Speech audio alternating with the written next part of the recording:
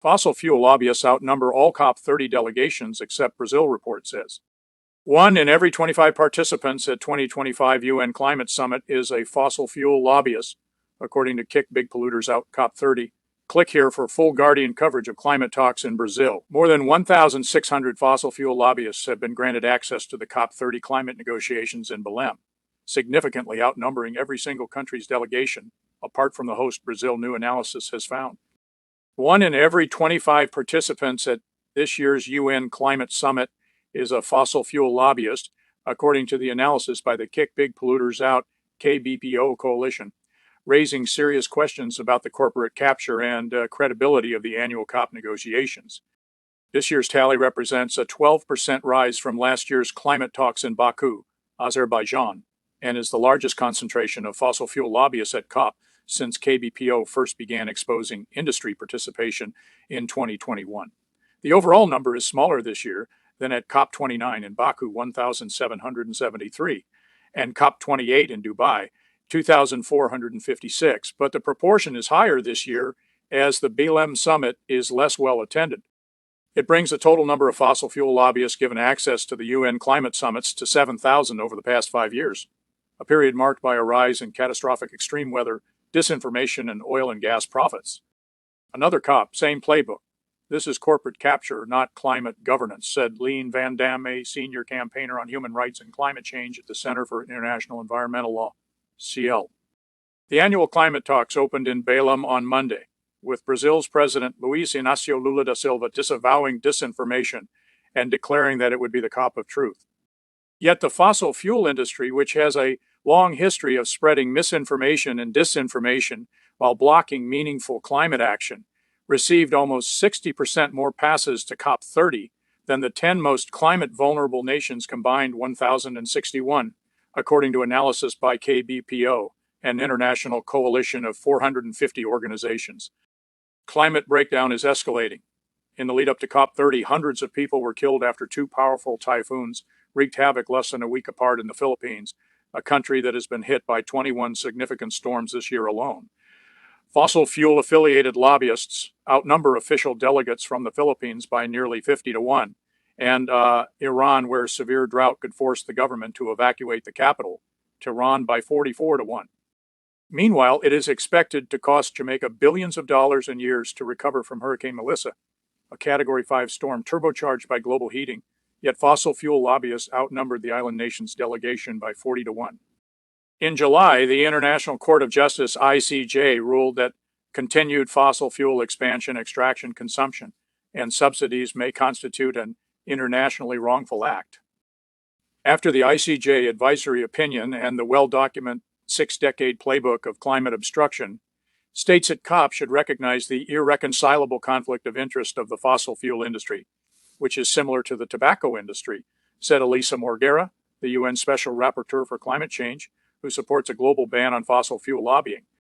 The findings come as 2025 is set to become among the hottest years on record, yet states are failing to regulate polluting corporations and cut subsidies, with nearly $250 billion earmarked for new oil and gas projects since COP29.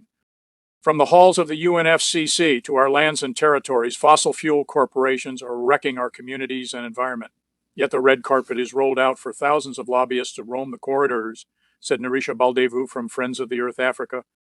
The latest findings will pile further pressure on the UN to ban the fossil fuel industry from the annual climate action summits, where world leaders are supposed to negotiate in good faith and agree on ambitious plans to curtail climate catastrophe.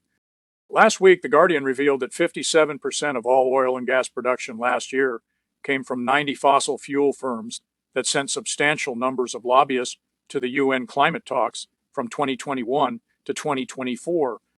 A recent investigation by Drilled Media revealed that oil companies, with the help of the U.S. government, first co-opted the international climate stage in the early 1970s, influencing the eventual drafting of the United Nations Framework Convention on Climate Change, UNFCCC, in 1992, and every conference of the parties COP to that convention since then.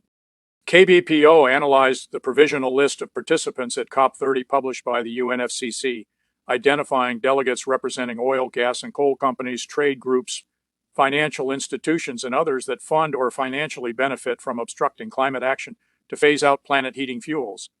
The 1,602 fossil fuel lobbyists identified include 148 with the International Chamber of Commerce, ICC, 60 with the International Emissions Trading Association, IATA, including delegates from oil and gas giants ExxonMobil, BP, and Total Energies, and 41 with the Brazilian National Confederation of Industry, BNCI.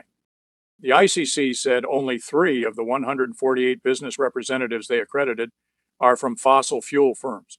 We do not represent any one sector, and we pride ourselves in bringing a delegation to COP that represents the full diversity of the business community, said Andrew Wilson, ICC Deputy Secretary General.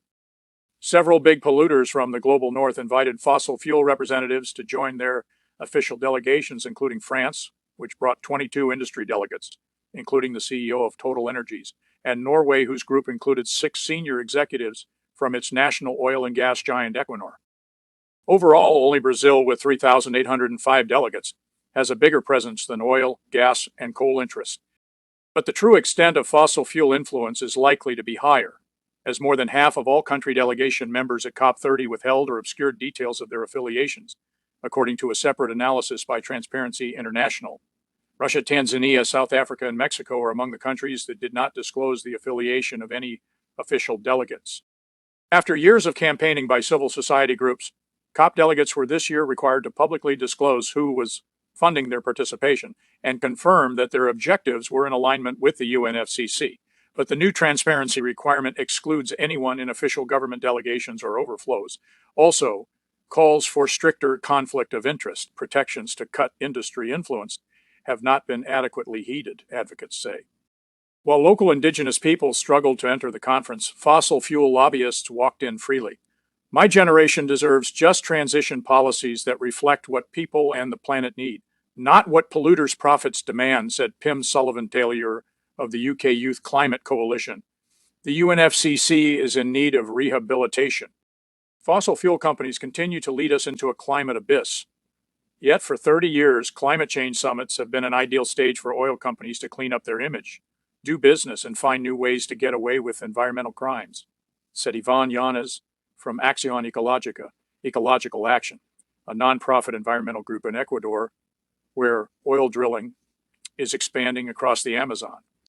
Today, instead of transitioning to post-oil societies, they want to extract every last drop of fossil fuels to continue feeding the capitalist system and genocidal wars. UNFCCC spokesperson said as of 2023, measures have been taken to enhance transparency so that it's clearer who participates at COP. We have done this in consultation with civil society and other stakeholders, just as no single COP can be expected to solve the climate crisis overnight. Making further concrete improvements is an ongoing journey, noting that national governments have sole authority to decide who is in their delegations. IATA and the BNCI declined to comment. Explore more on these topics